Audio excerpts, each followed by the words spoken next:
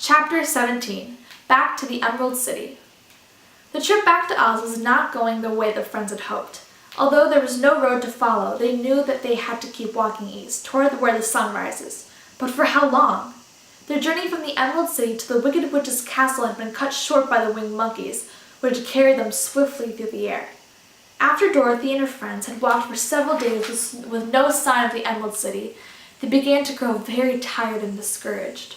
The sun had been hidden by clouds, so they weren't even sure if they were going in the right direction. One day, when they had stopped to rest, everyone was quiet. The Scarecrow, who was usually quite cheerful, began to grumble. "We have lost our way. I'm sure of it. If we keep wandering about like this, I shall never get my brains." "Nor my heart," said the Tin Woodman. "You must admit that this is taking a very long time. Indeed." "So long," agreed the Cowardly Lion, "that I may never get any courage." Everyone stared at Dorothy, even Toto, as if they expected her to do something. She was about to lose hope when suddenly she remembered someone who might help them. "Tin Woodman," she said excitedly, "where is the tiny whistle that the Queen of the Field Mice gave you? If we call her, perhaps she'd be able to help us." She said that if we ever needed her, to blow the whistle and she would come. "Yes," agreed the Scarecrow. "They are sure to know where the Emerald City is. I would have thought of that before if I had some brains." The Tin Woodman gave Dorothy the whistle, which she put in her mouth and blew. Just a few minutes later, they heard the pattering of tiny feet and hundreds of little gray mice came running up to them. The Queen herself came forward and said in her squeaky little voice, "What can I do for you, my friends?" "Can you tell us how to get to the Emerald City?" asked Dorothy. "We have lost our way and we desperately need to see Oz." "Yes, I know where it is," the Queen replied, "but it is very long from here. You have been walking the wrong way." The Queen thought for a moment, then went on. "We are too small to help you get there quickly, but you can take care of that yourself. Why don't you use the golden cap to call the winged monkeys? They can carry you there in a few minutes." "The golden cap?" said Dorothy in amazement. "I didn't know that it was a charm.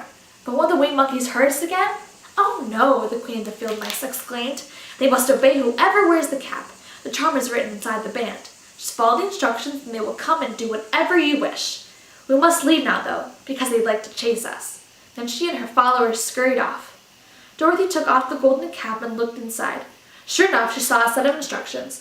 Dorothy did just as they said. First she stood on her left foot, then she stood on her right foot, then she made her wish and bowed. Immediately the sky filled with a big dark cloud. The winged monkeys had arrived.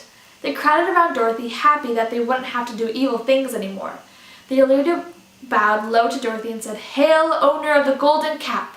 We will grant you 3 wishes. What is your first command?" "We wish to go to the Emerald City, but we have lost our way," Dorothy exclaimed. "Can you take us there?" "Of course," said the leader of the winged monkeys. "We can fly you there in less than an hour." Then, noticing how nervous the Tin Woodman, Scarecrow, and Cowardly Lion looked, he added, "Don't worry, we won't hurt you." Very gently, the winged monkeys picked up Dorothy and her friends and started flying towards the Emerald City. The Scarecrow and the Tin Woodman were still nervous at first, but the winged monkeys were friendly and told them stories, so they soon relaxed and enjoyed the ride. In no time at all, they reached the gates of the Emerald City, where the winged monkeys set everyone down, said goodbye, then noisily flew away.